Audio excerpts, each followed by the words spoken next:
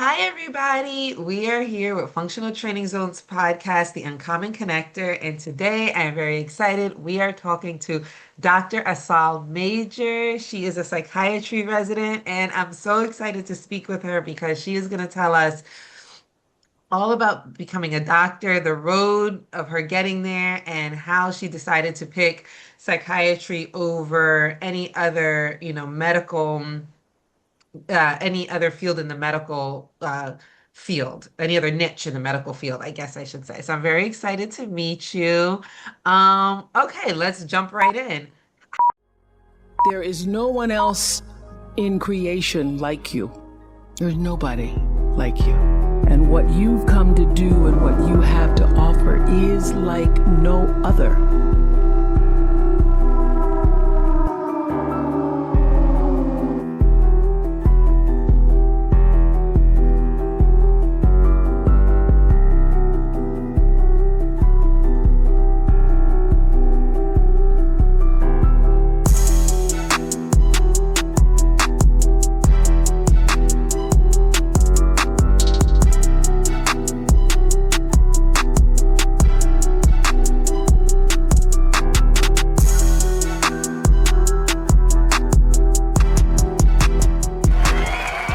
Okay, let's jump right in. Tell us about yourself and how did you become a Sponsored by. doctor? I'm always so interested about how people decide to become a doctor and the road that it takes to get there. Okay, so hello everyone. My name is Dr. Ashal Major, and as she said, I am a psychiatry resident. I'm in my third year at VCU in Richmond, Virginia. So, just a background about me is that I'm originally from Maryland, from Prince George's County, and I decided I wanted to go into medicine after really having some early interactions with my own pediatrician. But even beyond that, I picked psychiatry specifically because my mom was a psychiatric social worker in DC. And there's this wonderful opportunity to take your children to work every year. So at the time, she was part of community outreach program whereby they would go meet their patients at their homes and administer mental health medications with the psychiatrist. So when I would go to work with her, I got to meet all of her friends who, of course, were psychiatrists. Actually, one of them would refer to me as his little colleague and say, "Oh, my little colleague, this is this medication. Do you know what it does?" And sort of provide some little seeds of encouragement. And actually, I've since been in contact with him after undergoing this path. And he was like, who would have known that I was actually entertaining my little colleague? So that was pretty rewarding to be able to tell him that I actually did choose psychiatry. But starting out, for any medical degree, you're going to go through your first 4 years of college. I did undergrad at Towson University, which is also where I met my husband. So I did that, and then I went on to graduate school. I completed a master's in pharmacology at Georgetown, and I was sort of between whether or not I wanted to go into the industry because I did get some job offers that were in research and development and quality control types of things. I was like, biomedical field could be cool. But with encouragement from my husband, he was like, you keep going back to this medicine thing. I think you should do it now. Like, just focus on that one thing. And I did. I took my MCAT and I applied to medical schools. I'm actually a DO physician, doctor of osteopathic medicine. In this country, there are two paths you can take to become a fully licensed physician. But you can either do the MD route, which is medical doctor people typically know of when you see MD behind the name, but that degree is equivalent to the DO degree. Um, this, you still do 4 years, but they do have more of a holistic approach, and they tend to also incorporate this type of training, which is almost like someone merged a sprinkle of chiropractic medicine into what we know as traditional medicine. So it's just another tool in your toolbox. But as I did the 4 years, and um, had also decided that before then, maybe it would be a good time to consider working at a shelter in DC. So I did that, and while studying for MCAT, and what I found was that everyone who was homeless that I really had some close interactions with had some element of mental illness or mental health concern. And I reasoned that if they were able to gain control of mental health, whether it be bipolar disorder, schizophrenia, etc., depression, then they would be able to reclaim their lives. So people told me in med school, they're like, oh, you're going to change your mind. Wait till you get on psychiatric unit, you're going to change your mind. And when I got on psychiatric unit, I didn't want to leave. I was like, this is so great. I love talking to people. I love seeing how quickly you can change from being fully unable to function and really decide for yourself to fully capable of holding a job and interacting with family and having healthy relationships, which everyone wants in one way or another. So after that, I finished med school. COVID happened, which was quite interesting. During COVID, we had virtual rotations at times, but only maybe two of mine were virtual. Like imagine doing virtual surgery, like virtual Yeah. surgical. Good thing I had two before then that were in person. But during COVID, I did um, some time with doing a training in translational research, which is just how you get research from the bench, to, like clinical research from the bench, actually to people. So that was pretty cool. And then I went back for my last year, and now here I am at VCU doing my general psychiatry residency, which is typically 4 years. But because I want to do child psychiatry, be boarded in that, then I'm doing an additional fellowship for 2 years at UT Houston, which I will start in about a little over a month. That's exciting. So, for all of our listeners out there, about how many years does it take to become a doctor, right? Traditionally, do you have to do the graduate degree? I know you did because you were kind of deciding on a different path, but if straight from your undergrad, could you sit for your MCAT and then go to a medical school without doing the graduate degree? Yeah, so you absolutely can. You absolutely can. You can go straight from undergrad. There are some people, like I have some friends who did their MCAT during the last year of undergrad and were ready for applications by July 1st, and just went ahead and, once they were done, had a short Okay. amount of time off, maybe a couple months, and started med school and went Okay. forward. Hmm. Okay, so you can. All right. So there are definitely a couple of paths to get to medical school to become a doctor. I just wanted to kind of highlight that because I think that, like myself, a lot of people think that it takes like 17 years to become a doctor. And I just want to highlight that no, like you could actually, after you go to med school, now is residency part of med school or is that separate from med school? So we have three different kind of statuses. Like after you finish undergrad, you have that degree, do med school, you're a med student. And then after that, you apply for residency. And once you get a job, that's like your first job working as a doctor, but your trainee status. And then when you finish that, and residencies run anywhere from like maybe you could do 3 years if you're doing emergency medicine, or pediatric residencies have 3 years. Internal medicine does 3 years. Those are the doctors that, if you get admitted to the hospital, they take care of you in the hospital. But you do residency status training for a while, and then for however long it's going to be.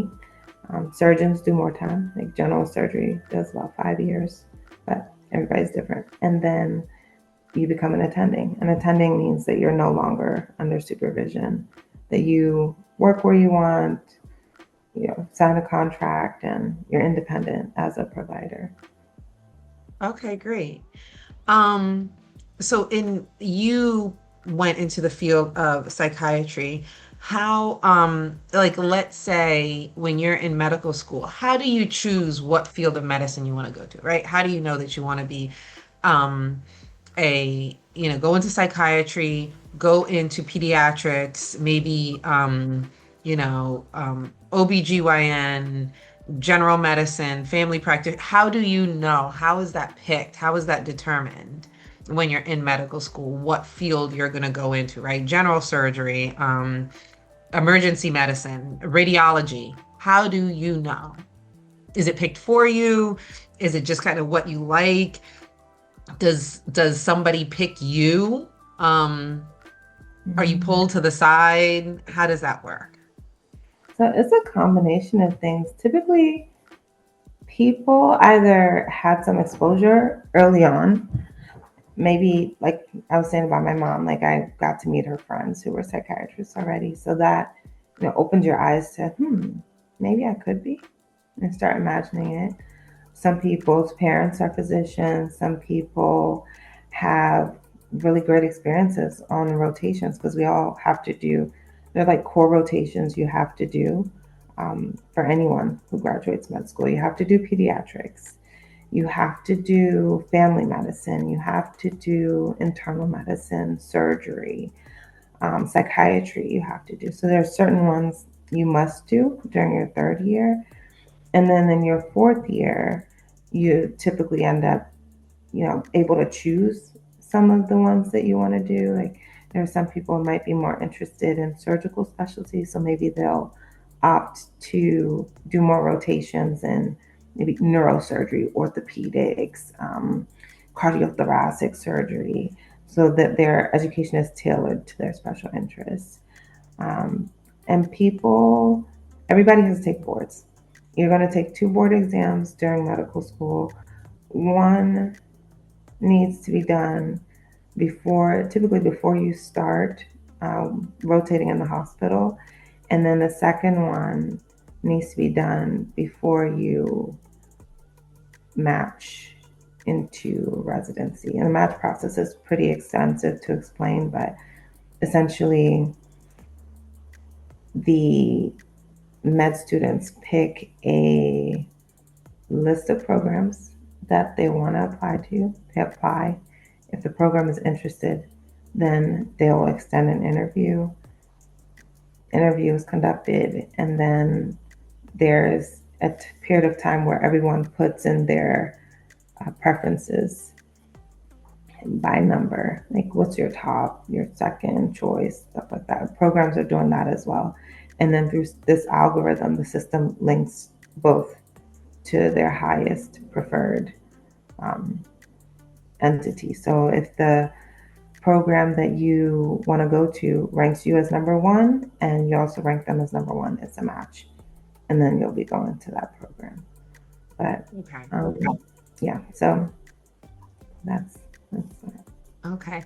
Can you tell us a little bit about your experience during your rotation and clinicals? Like, how does that experience lend into you becoming an attending, right? I know that you say that you're in your residency right now, but can you go over kind of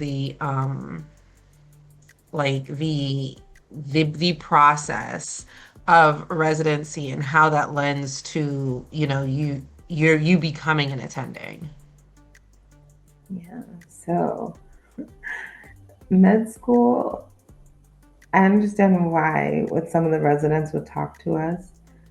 They refer to us as little doctor babies because there is a lot of support there that's just different than the level of support you're going to get as a resident. When you're a resident, you have a lot of responsibility placed on you, and the expectation is much higher because you're slowly taking on more responsibilities toward independent practice. So if you're working with nursing, you're working with all different other types of specialties, not just your own in the hospital.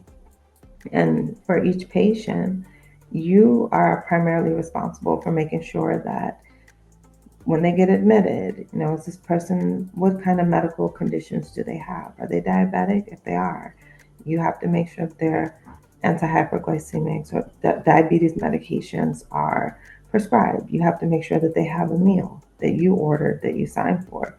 If they have a headache, if they have any sort of, GI issues like nausea, vomiting, do they have diarrhea? You are the one responsible for making sure that all those orders are put in.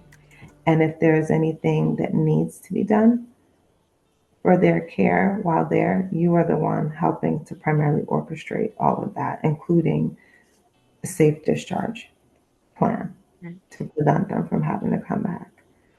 So when you're an attending and you're now required to do things independently, you've already been doing that to a great extent as a resident. You're also in charge of medical students. I remember for my first month as a resident, I had 4 medical students, and July 1st is our new year.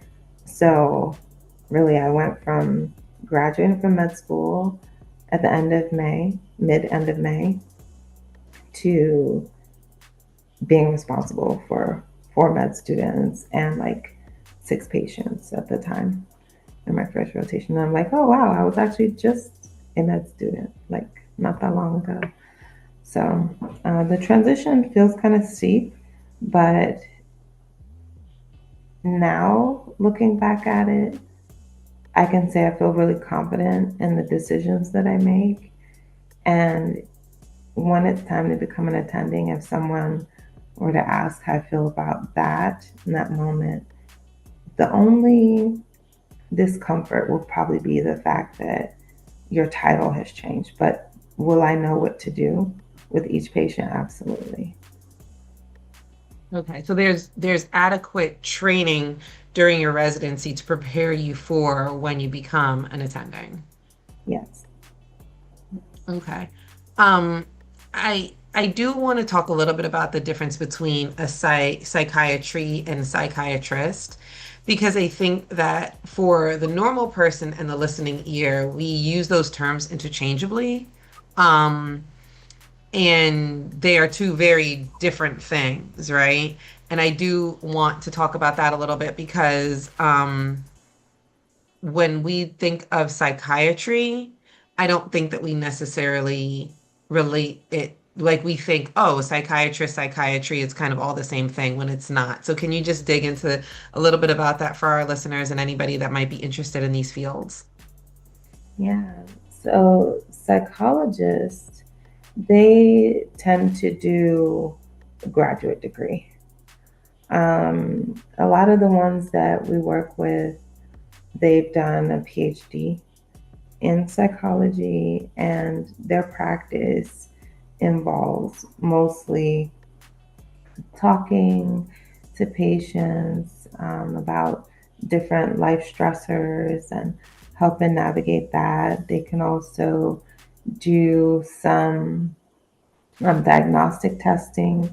They learn very extensive diagnostic testing, which is helpful for us, especially for kids. I can say I personally have had moments where I'm like, I think this kid might have autism, but it could also be ADHD, but it could also be something else. So, whereas my visit with them is more confined toward, like, we do diagnosis as well as psychiatrists, but our focus is a bit different. Um, and I'll explain that in a second too. But they're able to add an additional resource for us. So they can do a three-part series of diagnostic testing for autism. Psychiatrists don't have as much time to do that same level of testing unless you make that your full practice, but people typically don't do that.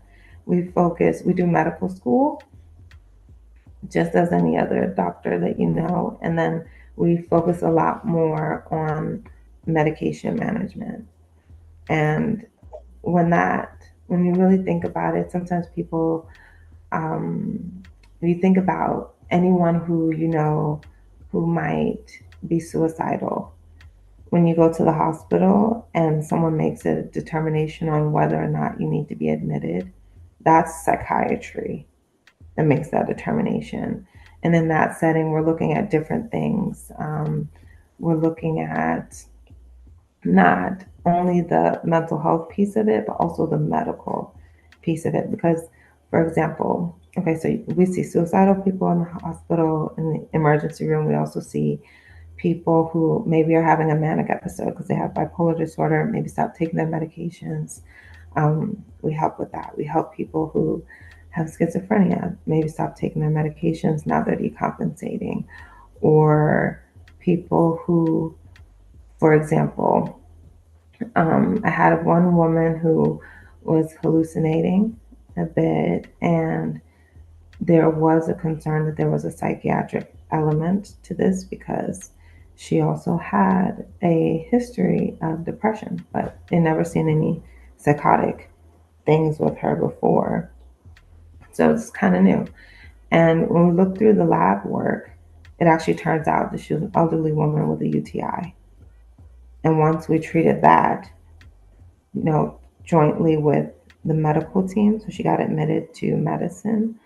Um, then we, on our side as psychiatry, we manage the agitation and some of the psychotic symptoms, such as her paranoia, being a little combative physically with staff. So we make medication recommendations that are age appropriate. We look at her other medical conditions to make sure it's not going to be an issue there, as well as other medications that she's on, and then help connect her outside of the hospital so that she can go onward.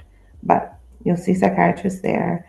You also see psychiatrists if there's any concern about capacity. Like, is this person too altered to make decisions for themselves? And at times that does happen. Like if you have someone who has dementia and they need to undergo a surgery, then we get into some legal elements of medicine as well, to help our colleagues navigate that. Or a patient who I had who missed dialysis for over a week and her potassium level was really high. That can lead to a sudden cardiac death. But because she was so altered with all these different metabolites that should have been disposed of through the kidneys, building up and altering her ability to think clearly, she's telling me no, and that I'm just trying to make her go through dialysis so that she can, so I can get more money, not understanding that this is actually life threatening, right? So at times we have to get into more of the legal elements of what's going on as well. Okay. So psychiatry really has to do with um, prescribing medication for altered mental status or mental or um, things that are chemical imbalances that we're going through at the time. Whereas um, when you go see a psychologist, that's more of the person that you go to like for postpartum depression. Right. You would go to them, talk about those type of symptoms you're going through and how to get through that really hard time in life. And psychiatry's role there would be like, you know, what medication could Right, she right. will connect Okay, with well, psychology too. We would also help connect her with psychology too. right. Okay, well, thank you for explaining the difference to us. Um, can you please tell us about some pros and cons of this field? I know that you are doing your residency now, but so far, can you see? I know that we're going to touch on that too, being a mom in this field, and work, balancing work-life balance. And I know that's hard for all of us, but could you tell us about some pros and cons of this field as of right now? Yeah, so maybe we'll start with the cons.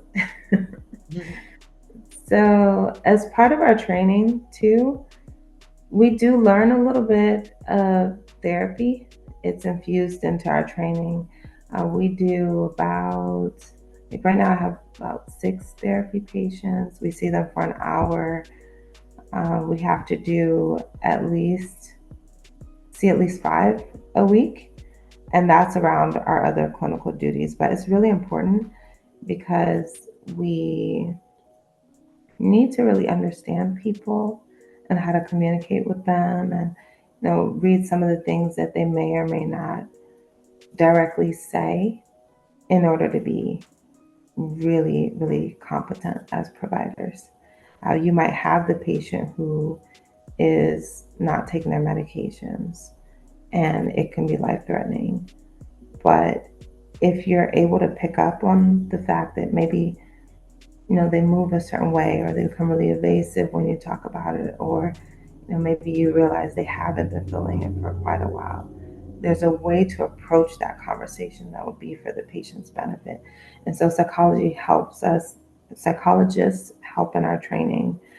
Psychologists are part of our therapy training, as well as social workers and um, other licensed professional counselors, so that we can really understand how the human mind works and human behavior, as well as all the other things we have to do. So that's one of the pros, is that you will learn people. But the con is that it can be time consuming. It can be really time consuming. Like, deferred gratification has to be your thing if you're going to make it, because you'll go from undergrad 4 years, you'll do 4 years of medical school, and then you're going to do another 3, 4 years of residency. And sometimes, most people do go directly from medical school to residency, but there are times when people don't get a job after, and that pushes you back by another year. While if you have to take student loans, there's interest on them, it will be accumulating, and it can be frightening for some people. So there's that. There's also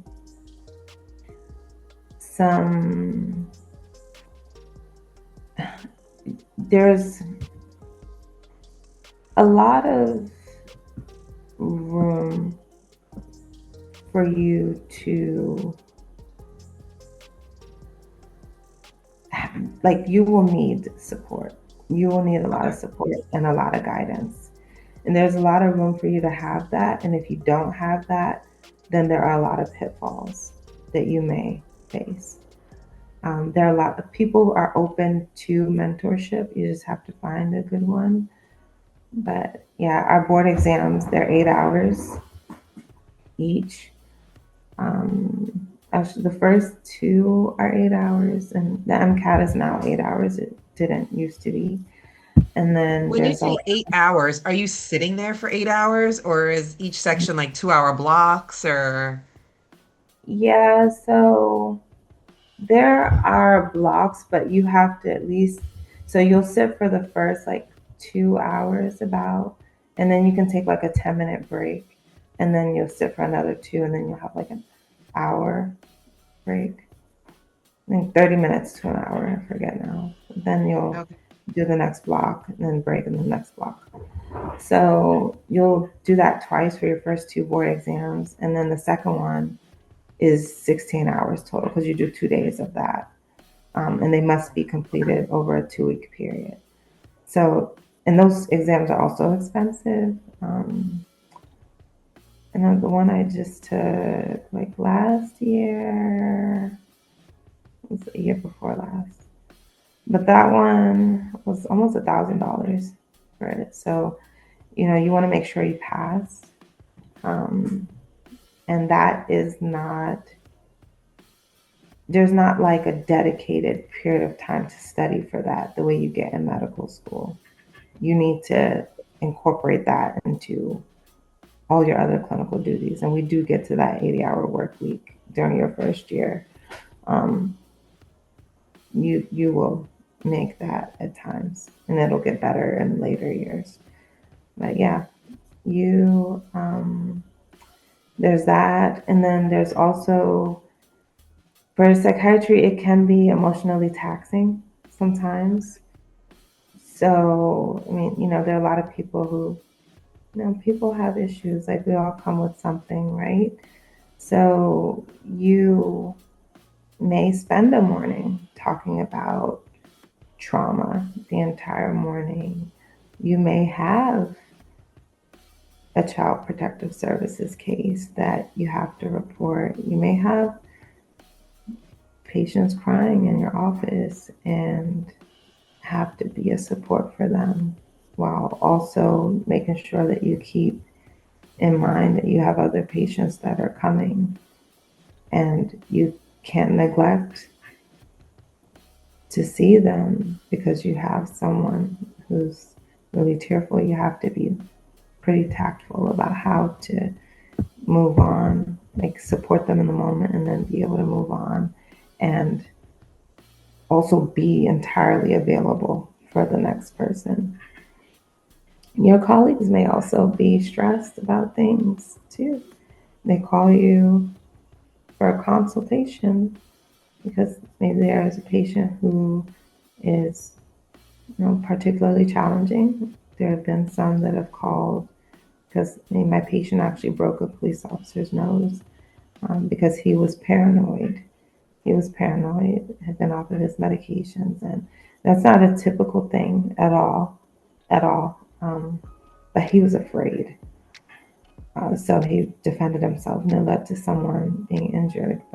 And that's, like I said, something that does not typically happen. But the people who were there, the people who were involved, were pretty worked up. Like it was an emotionally charged situation for everyone. So there's the patient's agitation that you're addressing, and as far as, and also helping figure out where is most appropriate for him to go next after leaving the emergency room. But they're also your colleagues who now are feeling a little overwhelmed, and how do you support them so that they can get back up and do the work that they have to do. So those are some of the things. Right. Is it true? I've heard this plenty of times that and I know that you're not a psychologist, you're in psychiatry, but that your psychiatrist needs a psychiatrist because of just the emotional burden that they take on from, hearing about everybody else. They need to kind of offload that themselves to be able to just get through whatever they're going through, right? Because, like you said, everybody comes with something. Yeah, so I agree. I agree. And the reason being is that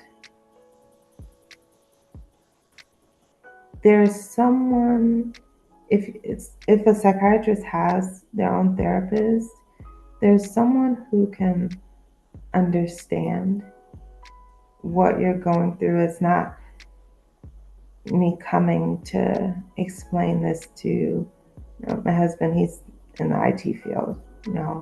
He can be a support, yeah, but he's not going to understand it as much. May have a lot of questions about, okay, well, what does that mean? This, that, and the third. Whereas if I talk to someone who has been doing it for years, then not only can they understand what I'm talking about, but they can also help me process it because they've done it. They've been doing it. They're doing it at the time that you need them as well. So it can be helpful to do that. There's also a need for self-care. People say that a lot, but it's very important. You need to make time to do something you enjoy, something that has nothing to do with work, even if you're exhausted. You need that. So that's one thing. The other thing I would say, as far as pros, because there are a lot of pros, the pros are huge. The pros are huge.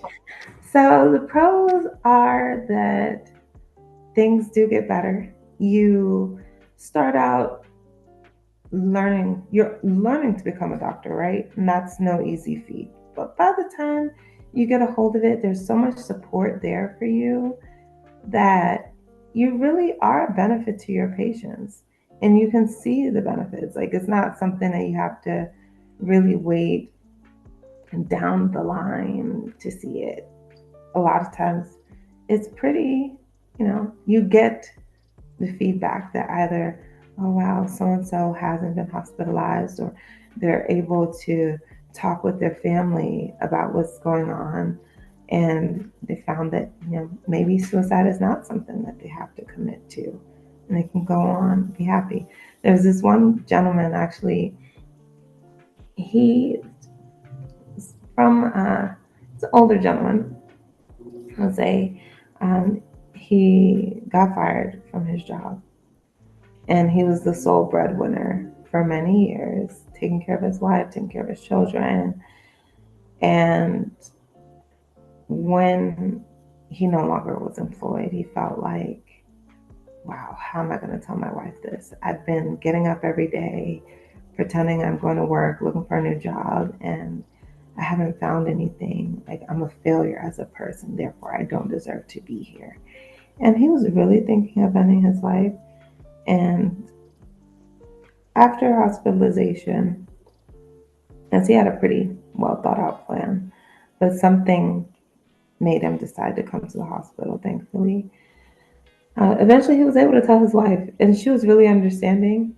She actually told him that she had already suspected there was something going on, and years before she had saved emergency funds, and how heartbroken she would have been to know that in her times of trial, tribulation, she's able to consistently depend on him. But if she were to find later that he didn't feel that as mutual, it would have been sort of a rupture of their unspoken contract. So she was glad that he was able to tell her in that moment. And then he eventually left, and everything was fine. We haven't seen them back. They're actually feeling, it seemed like they were closer than before, with him being able to share that. So it could be Right. a That's a really great story to tell that. Um, I mean, I guess I'm probably oversimplifying this, but when you're in a bad place, you don't stay in that place forever. And talking about your problems really does help, because sometimes there's a hidden solution that you just didn't know. And that I think that speaks volumes to what a lot of people are going through right now during this time. That, there is always an end to the storm. There is always a rainbow at the other side of it. And for anybody that's listening to this, please, please, please take your mental health seriously, and know that there are resources out there for you. The Uncommon Connector podcast, we started this podcast to help people know that there are other career fields, there are other things out there, and that they can do, and to let them know that everybody that we speak to always does refer to their mental health, and they're always very honest with that. And I think that this is just like a full circle moment that we're actually interviewing you, because it's letting people know that there is an ends to a means, and that you really need to speak up when you need help and when you are suffering. And sometimes what you think is the answer or the solution to a problem, it really isn't. And just by speaking with someone, we can work through those problems. So thank you for giving us that example. And if anyone is listening to this and they need help, please seek your nearest hospital as soon as possible because there are great people out there that are willing to help you. Um, what would you say is your biggest success factor? I mean, you just gave such a perfect example of one, but could you tell us about your biggest success factor, maybe professionally, in this field? Or maybe Um, in the medical field as a whole, right? Because although you're in psychiatry, you might have seen something play out. Like you said, you're also continuing in pediatric psychiatry. So that's a special niche in itself. so my biggest success factor, like how I will know if I feel like I'm successful, Mm-hmm. which that's such a wonderful question to ask, just because, even though other people might look at us as successful, there's actually a wealth of us that also feel like we're almost a decade behind our peers. Like, you know,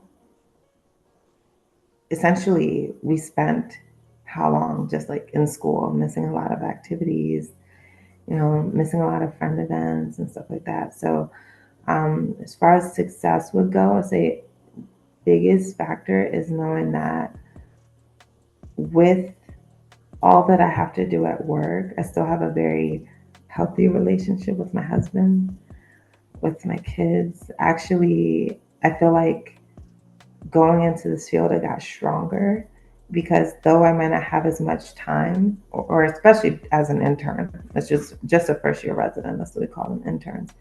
Um, I didn't have a lot of times. There was a period of time when I was at work for 10 days straight and I had to assume care of the patients by 5. So when I would leave in the evening, usually that was like after the sun had already set and I didn't see the sun for about 10 days. And when I did come out in the daylight, I was like, oh my gosh, my eyes are burning. And it's because I hadn't seen the sunlight, the daylight at all. So the big success factor is knowing that I can have it all. Maybe not all of it at the same exact time and be fully 100% successful in all those areas at the same time, but you can do a little give and take here and there. There's a lot of flexibility within life. And within that, just as I'm patient with other people, I've actually learned to be patient with myself. So, yeah, that's it for me. Yeah. We talk some about work-life balance. I think that just really lends into, my next question. How do you, I know as a resident and probably as an intern, it was very difficult. Obviously, you say you worked for 10 days straight, but you're still able to maintain a healthy relationship with your husband, the relationship that you have with your children. How do you maintain work-life balance? And what advice would you give to someone just that's starting out as an intern, maybe just a first year resident? Yeah, so I would say, ooh, that first year is rough, no matter where you go. No matter where you go. Like, there are people who perceive psychiatry to be a little more family friendly, and it is, but not that year. Not that year. And that I will also say that that time took place because I traded my off day. I had one off day a week at that time, and I traded it with somebody. So it happened. But anyway, you will get through it. If it feels difficult, it's because it is. But just count backwards from whatever day you find it to be challenging. And you'll realize that, hey, I can make it just one more day. I can make it just one more day. The work life balance is not going to be there very much during your first year, especially the first 6 months.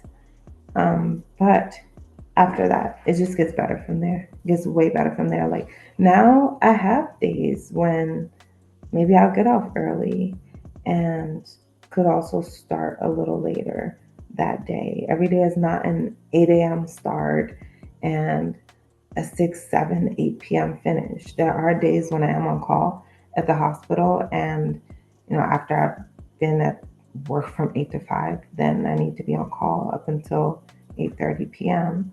or there are times when I have a 24-hour shift to complete. Thankfully, I bunched them all together and I completed my last one on May 3rd. So I'm really happy about that. But you'll have those rougher times, and eventually you'll say, wow, I have extra time. And with that extra time, I will insert, going to that friend's event, or, I have someone who asked me on a date, AKA my husband, and I have accepted. Yeah. That that's really great. No, you definitely do have to carve out that time. I do want to go back a minute. Um, I only completed my undergrad, and I remember when I graduated, I was completely overwhelmed with student loan debt. Um, I'm I did pay off my student loans successfully. I did have a little bit of help. I will have to say my husband it became our debt. He did not go to college, so he did not have any student loan debt. So once we got married, we started sharing everything, and I felt like I should have shared that. I felt like I had to share that bill with him because it was so big, and it really did. At the time, stop me from continuing any further education because I was completely overwhelmed. By my student loan debt. And him and I chipped at it away together. We did do some creative payment plans that helped with getting rid of it earlier than the payment plan that they had us on.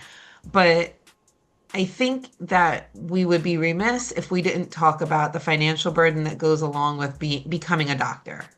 Um, I think as kids, and I say I think a lot only because the expectations that sometimes can be put on us as children is you're three things, right? You're a doctor, you're a lawyer, you're an engineer. And if you're not one of those three things, then there is no other job for you, which obviously, because of this podcast, we know is definitely not true. But can we talk about some of the financial impact of becoming a doctor and what does that student loan, and some of us are student super lucky, right? We don't have student loan debt because our families have properly planned for us to be able to take that road. Maybe we come from a family of doctors that is able to help us. But for those of us that are just starting in this field, maybe we are the first generation. I know I was the first generation in my family to take that road to go to college. It was expected of me to go to college, but I don't think it was very well planned out, right? The plan and the execution of me going to college wasn't thought of by my family, just the expectation of me going and obtaining and being the first person. They wanted to wear that crown on their head to say that I graduated, but nobody ever thought about how I was going to get there. So, can we talk a little bit about just what we can expect about the financial impact of becoming a doctor? You don't have to go into great detail of it, step by step, but collectively, what would you say that that financial burden is? A lot. It's a lot. I was someone who, well, my parents paid for undergrad, which I really appreciate. But when it came to grad school and medical school, like that debt is on me. So that debt for all of us that have to take it is six figures. Like I know some people who have 500 plus in med student loan debt. Yeah. And what I will say is that there, regardless of where you are in terms of the debt, you can pay it back. But that's where it becomes more high stakes with medicine, right? Because there are also people along the way who don't make it. So if you took out 70K or 65K a year for just the tuition, not living expenses, just the tuition, and you got to third year, but you couldn't pass your board exam, you will not be going on, but the debt is still yours. if you finish both board exams and maybe you wanted to be a surgeon, but your scores are not what is competitive enough to get into that practice, then if you don't plan a backup specialty, you may be going without a job for a bit until you commit to something else. So there's a lot of risk involved.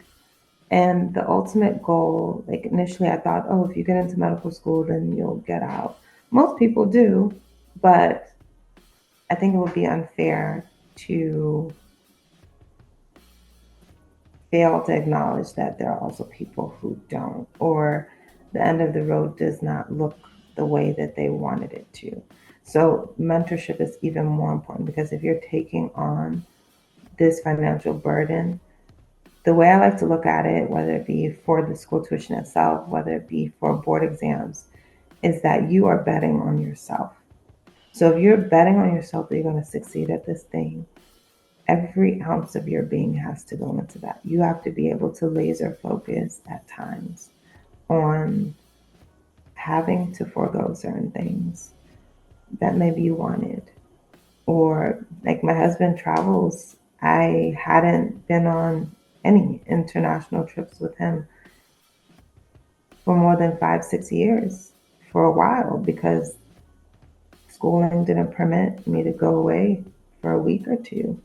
Or maybe like in residency as well. The first year I just couldn't go. I didn't have that type of leave for where we wanted to go to. So there are a lot of sacrifices along the way. And when it comes to student loan debt, if you need student loans, you will acquire that debt. There is not really much option to work. And there's not a whole lot of working you could do. I mean, you could do a research position, but that's a lot of work. If you're 40 hours a week at a residency, there really isn't any more hours left in the day to make, I mean, even if you wanted to take a waitressing job somewhere, you really couldn't even do that as, a first year intern. Yeah, and intern year, most weeks I was making like 70 hours a week. So you're not gonna get anything you won't even have the energy to do it. Even in medical school, like there was one guy, he was a nurse before, and he worked a couple shifts during the first month and then said he couldn't do it anymore. I had a job as a pharmacy tech. I think I only went to 2 shifts that were like 3 hours long. And I said, I can't do this. I need to be studying. It's not, there's nothing you could really do to supplement. Like maybe you find research you could do like through your school. And for certain specialties, you absolutely need to do that. It does make you more competitive for residency. I did that, but it was unpaid. I had a friend who was being paid for it, but it placed actually, I had a couple friends doing it. One, she's orthopedic surgery resident now, though, but so she needed research. But there's an expectation with every amount of money that you're being paid. So if you say, okay, I'll take on this research position, you're expected to produce tangibles with that, whether it be a research paper, whether it be presenting at a conference, what have you. So it can offset some expenses, but it's not going to be something that cuts your tuition by like half. In most cases, it's not. What does happen though is after you finish your residency, there are a lot of positions that offer student loan repayment, they offer sign-on bonuses, they offer, if you work for certain types of organizations, we traditionally had the public student loan forgiveness, whereby if you make 120 qualified payments, meaning the payment has to be large enough for 10 years, then you can get them all forgiven. But with the current, there's some political shifts that may or may not make that option obsolete. So, Okay.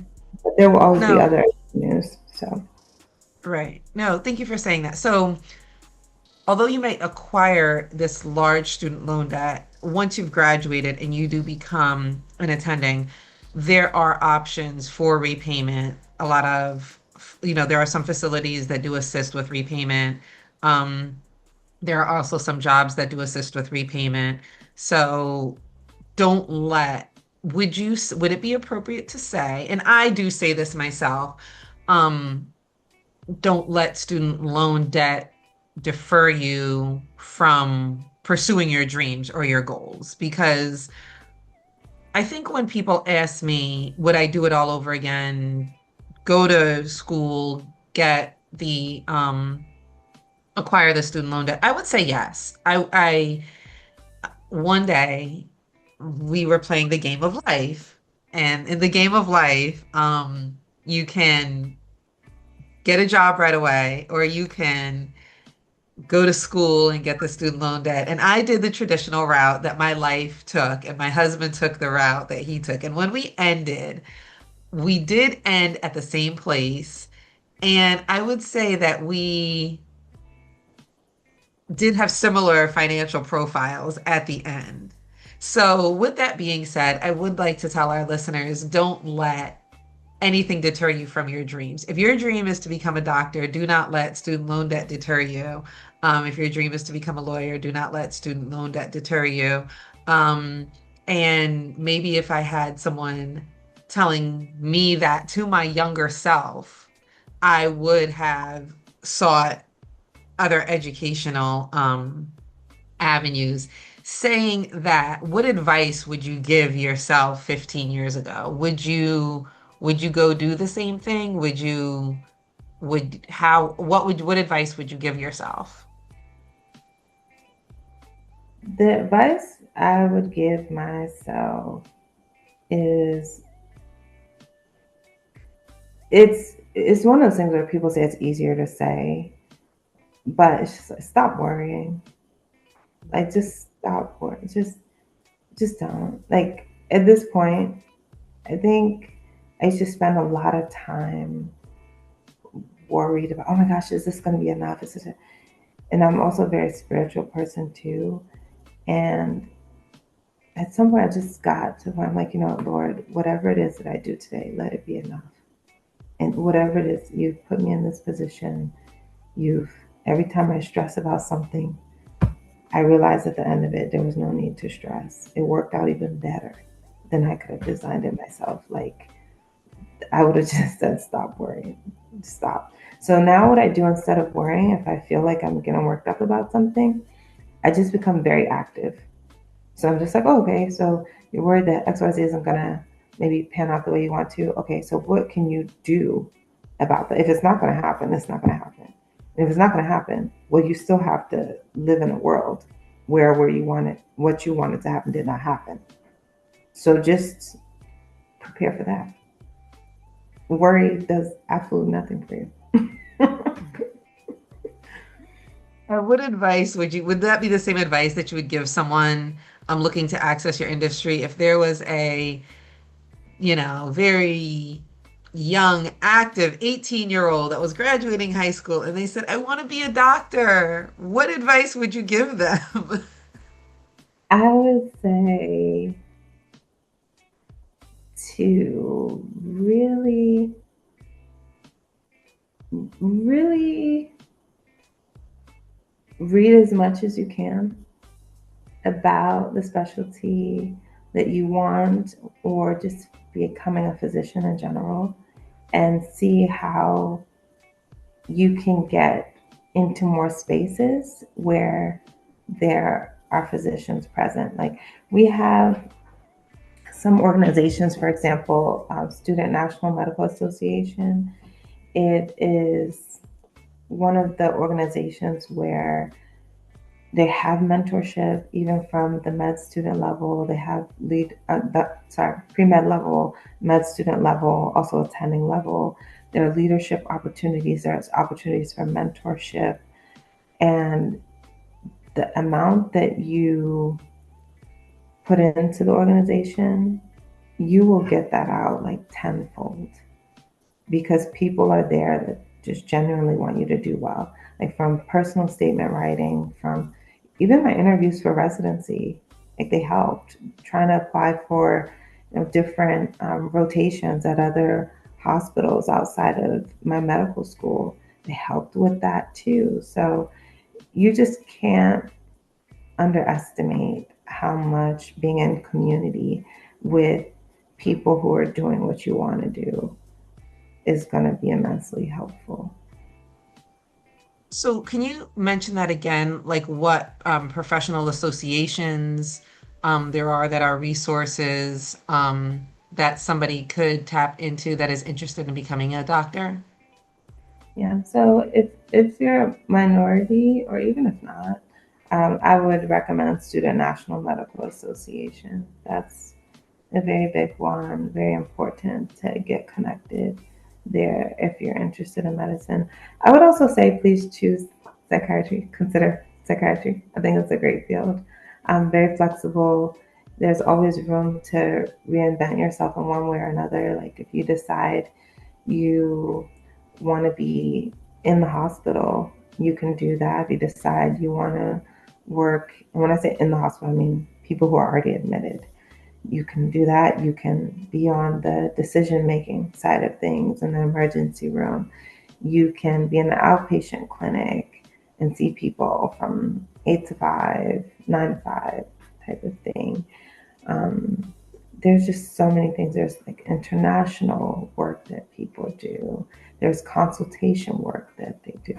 There's legal portion of psychiatry, like a forensics part, which goes into stuff like um, literally the judicial system, like this not guilty by reason of insanity type of cases that they may weigh in on through the field of forensic psychiatry. So there's so much to do. And every day is different from the other, such that no 2 days are alike. There are no boring days in psychiatry. None. Oh wow, there are no boring days in psychiatry. Okay, I like that. Um, and where do you see yourself going in the future? Obviously, you're a resident right now, so you will be an attending soon. Um, and we're excited to hear all about when the trajectory of that. You said that you've already been accepted in Houston at. University of Texas. So UT Health is pretty big over there. They have UT Southwestern, which is in Dallas. They have UT Houston, which is in Houston. They have UT San Antonio. So all throughout the state, they have like this unifying University of Texas healthcare system. So I'll be at the one in Houston. But where I see myself going in future is so child psychiatry is a large portion of what I want to do. I still want to see adults too, though, but I want it to be fully boarded in both so that I can be expert in both adults and kids because the way you treat them, the types of considerations you have to make is a bit different. Um, but I'd like to do something along the lines of I want to work in an outpatient clinic and do some part time in the inpatient world or emergency room, and then also do something in policy, informing policies, maybe whether it be access for underserved communities, whether it be something within the school system for children who have developmental disabilities and behavioral problems or ADHD and need accommodations, et cetera, et cetera. So something on the policy level, likely in the school system with kids. I have to go back a minute because you mentioned ADHD and you're a mother and I'm a mother, and there's going to be a lot of moms listening to this. And one question I think that we have is, ADHD wasn't a thing when we were going to school, right? There was no ADHD. I think those kids just kind of got, grouped together as they were unteachable and they had trouble learning and trouble sitting still, and they were the problem kids, right? What, and I have to go.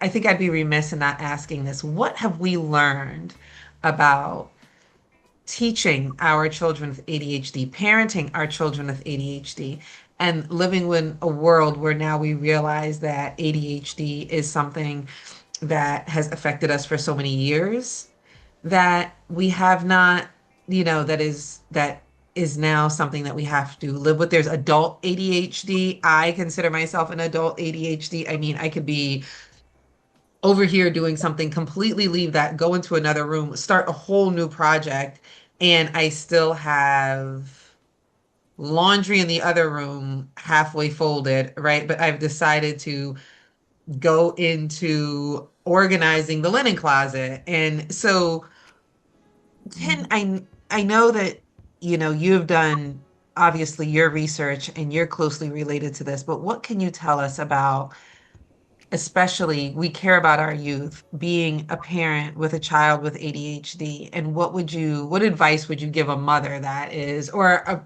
not only a mother, but parents that have children of ADHD? What can we learn from them to make a better relationship and a better environment for them? So I would say that I'm glad there's more awareness of everything. Like, everyone's talking about, autism awareness. Why is that important? Because before this, a lot of people, like you said, with ADHD, they were just kind of pushed off to the side, right? ADHD, if a kid has ADHD, there's a lot of things they really want to do. Kids generally want to make their parents happy, but if they're always making mistakes, they're always forgetting things, they seem like they're all over the place. At home, they're being reprimanded for what else they didn't do.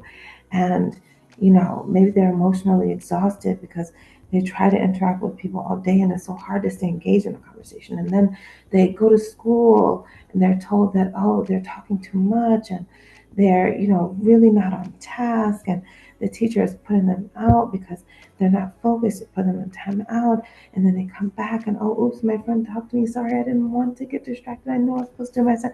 They start to get into this mindset where they don't even have a good self image because they'll say, everyone has a problem with me. I always make mistakes. If someone says I did something wrong, I probably did. I probably did. I always do things wrong. Right? So it can really be damaging to their self esteem. But where parents can intervene is that if they find that, hey, I don't think my kid is actually trying to avoid doing everything that I asked them to do. I don't really think that this seems like intentionally they've forgotten to lock the door before they left the house, or I'm taking the computer to school again. I've told them I put checklists, they don't seem to follow. If it seems like you're just spinning your wheels, I think it's worth a mental health evaluation. I think so, because the long term damaging effects are that even the kid who, and you might not see as much of the full on ostracization of kids that have ADHD now, because a lot have been diagnosed, they're under treatment, and they do very well. Very well. Like, I've seen the kid go from failing grades, not organized, not really learning anything in school. So would come home, mom's frustrated because she's like, why didn't you do your homework? It's like, oh, I didn't really understand. Why don't you understand? It's just this never ending loop. And the kid starts failing multiple classes, place on behavioral plan and everything like that at the school. By the time I started medication and therapy for this kid, the kid went from those kind of grades to now only three B's, all the rest A's. The relationship between the kid and the parents has improved. It's not this constant reprimand about what they're doing wrong. At school, they're doing well. Teachers have noticed, their peers have noticed. They're really feeling very capable and good about themselves. And that's what we need them to do in order to become fully functional adults. So that's what I would say, is that I know it seems like, okay, well, I can just guide them and help this way and that way. And to a point, that's effective. But this, anytime you hear the word disorder, it's so this is attention deficit hyperactivity disorder. Anytime there's disorder, it means that it's impairing your ability to function now. And for that kid, the grades, the relationships, etc., is where we get into like they're not functioning now. They're actually losing access to education because they're not able to perform at the same level as their peers without treatment. So I would say that. And I would also say that damaging effects beyond like self esteem is one thing, like how they see themselves. But even peers, if you have a really hyperactive kid, maybe that's not going to be the kid invited to the birthday party.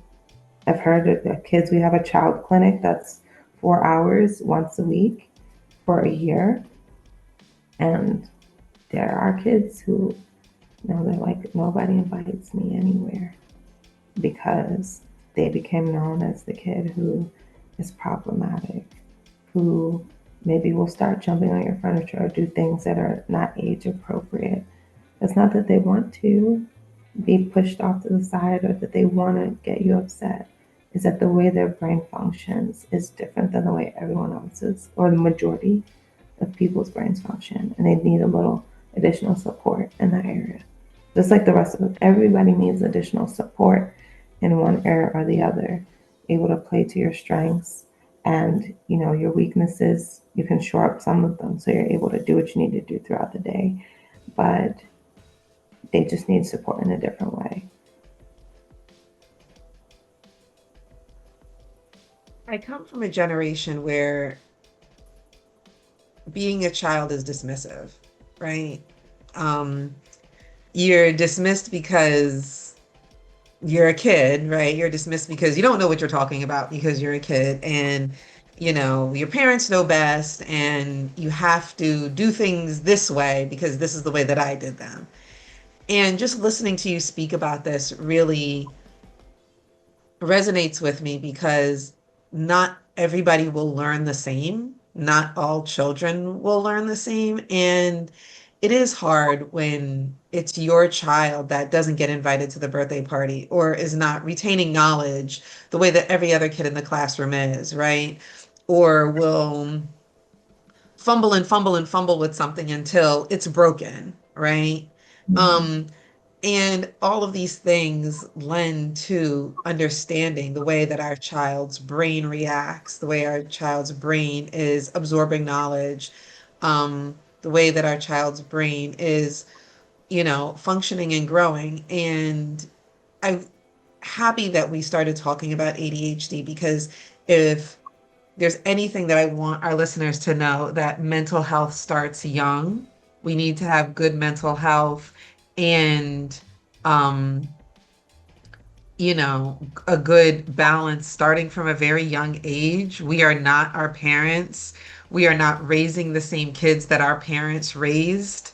We're not the same. And technology, education, um, and as well as just the knowledge that we've learned, we've all retained from just the times that we've lived in, that transition from the 80s to the 90s to the 2000s. We've learned so much about ourselves, how mental health does affect us, how mental health is important for all ages, right? It's not just important for adults, but it's important for our children, our older parents, our aging parents. And thank you for bringing that up and emphasizing that as parents, we do need to look at our children differently. We are not the same parents that our parents were. We are not raising the same kids that we were. And the answer is not always as easy as it was back then. So we want to just look at ourselves and look at our kids differently and give them that space and opportunity to grow, to have good mental health awareness and um, you know, to look at their maybe functionalities as disorders to get them the help that they need, not just group them all together and say, hey, this child's not able to learn. No, we need to look at what their disorder is to get them the help that they need. Yeah. Yeah, thank you for that. Lastly, we're getting down to the wire here, but why are platforms like functional training zones so important to everybody, young adults and growing professions? This platform is so wonderful. So, so wonderful. I actually wish that maybe across high schools in America, you could start in ninth grade and introduce them, because what I've realized is people tend to emulate what they see in their environment, right? Exposure is important. There are so many careers that we just don't know about. You don't know about Right. them because you never met anybody who's doing that. So how else would you find out? Even people I interact with from day to day, and the hospital is full of different careers. I don't know what they actually do. I don't know what their titles are. I know who I interact with in my arena that I'm in and when we cross. So I think it's really helpful for kids to see that, hey, there's something else I could do. Hey, if there is a traditional path for success, that's just one path. But there Right. are multiple paths to get to the same destination, and there's room for all of us there. Thank you very much again.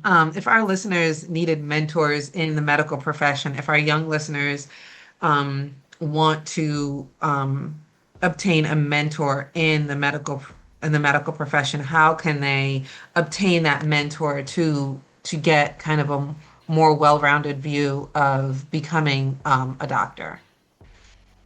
Oh, well, actually, so attending any of, like, if you look up any of the organizations, like pre med organizations, or um, just any of the national organizations for whatever you're interested in, typically they'll have like a mentorship type of section or someone that you can contact and put you with a mentor. So you just have to reach out and ask. And if anyone reached out to me, like on LinkedIn or anything, if you just message me, say, hey, I'm interested in this. I'm looking for a mentor. That's so easy. It's just like sending a couple messages. It might take me, a little time to find a good fit, but like, yeah, it's Definitely. not So, hard. so how can they reach out to you on LinkedIn? Yeah, so they could just look. My name is Asal, Ahsal, and the last name is Major, Major, and just message me. Yeah. Thank you so much. This was awesome. I am so proud of you. Congratulations on all your success. And thank you for spending time with us on the Uncommon Connector. Thank you. Bye. Okay, bye.